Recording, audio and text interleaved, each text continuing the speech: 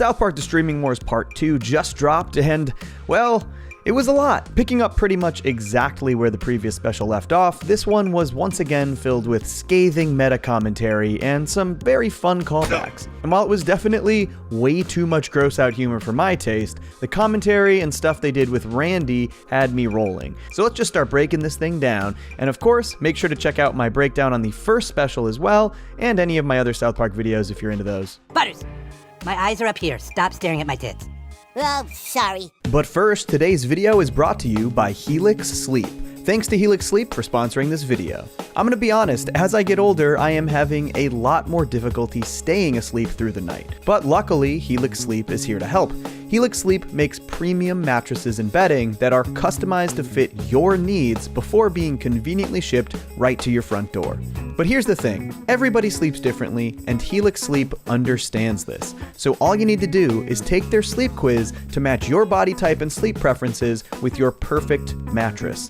Helix Sleep matched me with the Helix Sunset, since I'm a side sleeper who prefers a softer mattress. And let me tell you, after using this thing for just a few weeks, it has really made a huge difference in the quality of my sleep.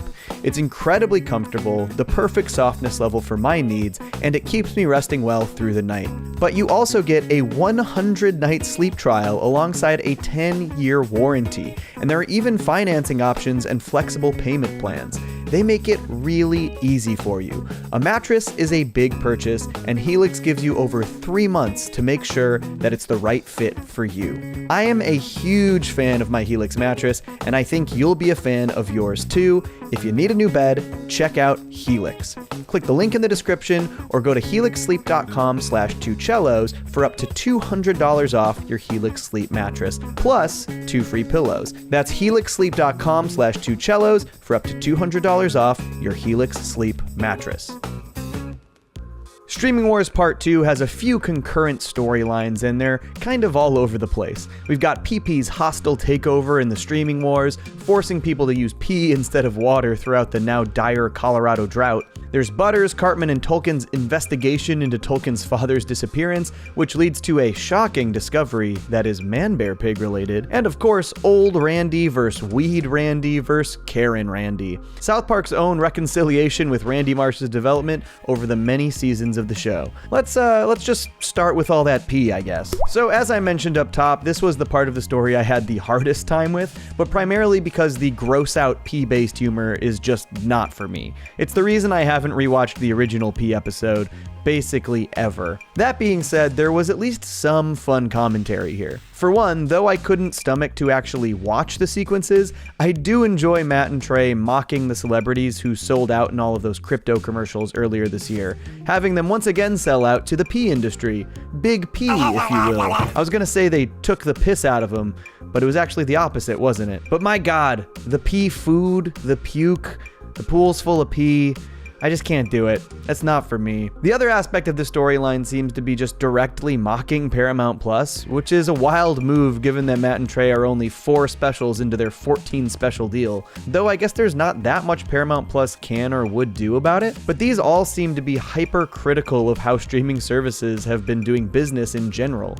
Get in, fuck everything up, pay people money you don't have, and try to get a bigger market evaluation, yes? And with PP sort of representing Paramount Plus in this scenario, this comes across as pretty scathing. Creating a streaming business that was driving content instead of content driving the business. So now he's got a huge company, but all he's delivering is piss. Sort of just calling all of the content on Paramount Plus piss water, right? They're biting the hand that feeds a little bit there. Though, like I said, not sure what Paramount Plus can or would do about it. People do subscribe for South Park. I'm curious if Paramount Plus was already angry about Streaming Wars Part 1, because this dialogue feels like it reflects that they may be frustrated at South Park specifically. And what I didn't know was that my own employees would try to fuck me! So, like with the last special, I really appreciate the meta commentary aspect of this one, but I can only take so much on-screen pee. Next, let's talk about Cartman, Butters, Tolkien, and Manbearpig. This, I think, was the weakest through line in the episode, but definitely not without its funny aspects. And it at least wasn't gross, like the pee stuff. Cartman is convinced that Tolkien is trying to fuck his mom, which I guess tracks from a narcissistic Cartman angle. This leads him and Butters to investigate Tolkien, who then goes with them to investigate the disappearance of his father, as seen at the end of part 1. There were a couple really funny gags at the top of the storyline. I loved Tolkien realizing that they were watching him from his window, and the way you hear a "what the fuck are you doing" muffled by the glass between them. What the fuck are you doing? And the visual of Cartman's tits sticking out as he hides behind the tree is undeniably hilarious. That's just some good visual humor. Ultimately, this plotline leads the trio underneath the water park to discover that Pee-Pee has been holding Manbearpig's wife and child hostage, forcing Manbearpig to do his bidding. Now, I typically love anything they do with Manbearpig in this show, but I don't know why this just felt a bit underwhelming conceptually. I did laugh a lot at his son Chuck Chuck. It's Chuck Chuck, right? Sometimes it kind of sounded like Chub Chub. Not many people know about Pig Bear Girl and Chuck Chuck. Do y'all know if this little guy is designed after anyone in particular? He's so familiar, but I can't really put my finger on it. He sort of looks like a cross between an Ewok and that creepy old honeycomb mascot. It even sort of looks like he has a mouth within the outer mouth of the bear part of him. It's very weird. Honestly, I didn't really know what to make of this storyline overall. I thought it was funny how they've started interchangeably saying Manbearpig and climate change, and they sort of doubled down at the end, revealing that people are just too lazy to do anything about climate change, but I wanted to like the Manbearpig family storyline way more than I actually did. But let's talk about the biggest major through line, which admittedly I loved a whole lot.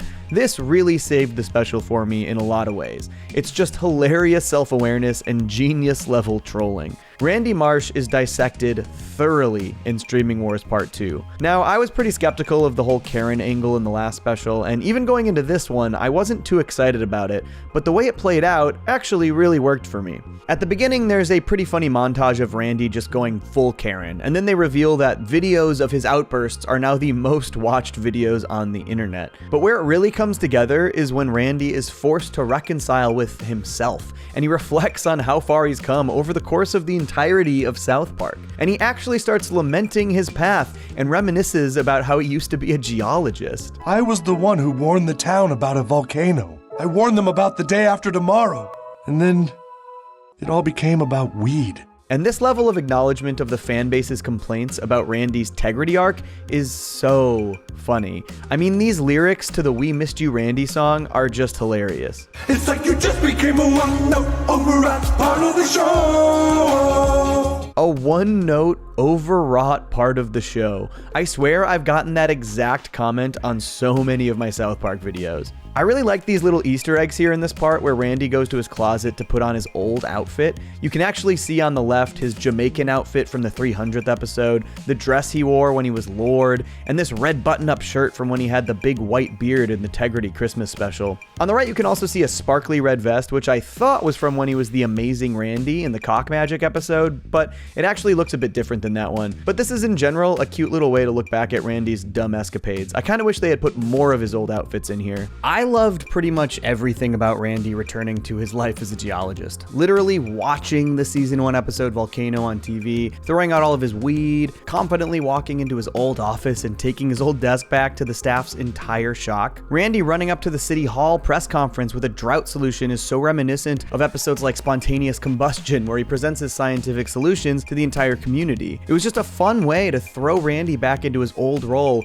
while also totally messing with the audience members who have whined about Tegridy Farms for the past few years, because the way they present this as Randy absolutely going back to his old ways is classic Matt and Trey. Even the lyrics of the song insist that it's for good. But today he's making a change for good, and now that man is coming back. Oh, we missed you, Randy. The way he goes around and apologizes to everyone for the Tegridy thing. Oh, and hey, Sharon. Sorry about the whole weed thing. They just really hammer it home that Randy regrets Tegridy Farms. Oh, and hey, Nelson. Sorry about the whole weed thing. Which to me makes it so much funnier when they pull the rug out from under everybody. The family insists that Randy has to become Karen again. It's the only way they can force their way into the water park, through demanding to see the manager. And might I add, Randy's quick description of his journey here is basically the log line for that video I did about Randy's evolution. I didn't just become Karen overnight. First I smoked weed, Then I smoked too much weed. Then I started a weed farm, and then I got entitled and did everything I could to protect it. And I'm sure a lot of y'all will disagree because people hate Tegridy, but to me, the point of this line is to show that Randy's journey was not at the drop of a hat. It genuinely was gradual, and I think my evolution video tracks that gradual growth pretty well. And yeah, Tegridy has started to take over South Park in the past few seasons, but I vehemently disagree that it's one note. Just because it's primarily about his weed farm doesn't mean the stories are all the same. Randy isn't doing the exact same thing in every Tegridy Farm storyline, whether he's bombing home grow operations or going to China or murdering a bunch of cattle or selling everyone cocaine for Christmas. There's a variety of misadventures he gets up to in the name of Tegridy Farms. I never really understood the argument that the show became one note. And I appreciate more than ever Matt and Trey's complete and utter trolling of the naysayers in this one, because they went further than ever to convince everyone that we really were going back. And then, of course, right at the end... Fuck it! Let's smoke some weed! Or who knows, maybe I just find this back and forth with the audience's perceptions as entertaining as the show itself at this point. But overall, I think Streaming Wars Part 2 was probably my least favorite of these 4 specials so far. And I think that's a combination of some issues with execution and because I just personally do not vibe with that kind of gross out humor. I wasn't particularly satisfied with how the 3 major storylines came together in the end. I wish the Manbearpig family story had done more for me, and the pee-pee stuff was just not my style. But I really did love everything involving Randy in this episode. It was such a fun and funny way to explore the history of the character and unpack some of the issues fans have with his modern incarnation. Though I do think that one of the things I loved about Streaming Wars Part 1 is that it was such a good Stan and Tolkien storyline. It was very kid-focused, and though I do like Randy, he really took over in Part 2. It would have been nice if it felt like Stan and Tolkien's friendship and story had continued over into Part 2. It's going to be so interesting to see what the show does moving forward. I think it's a given that they will stick to Tegridy Farms, though I do suspect that they might dip their toes into old school Randyisms again, just to throw y'all a bone. I'm very curious when they'll air season 26. Typically the series airs in the fall, but since COVID hit and the specials took over, they've only aired regular episodes in the beginning of this year. I could see them cranking out 6 more episodes in the fall in order to get back on their old schedule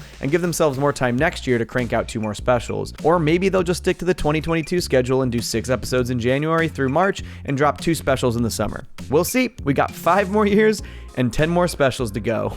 That's a lot. But what did y'all think of the Streaming Wars Part 2? Are you pissed about the old school Randy bait and switch? Let me know below, and of course, stay tuned for more. Peace. Johnny to Cellos.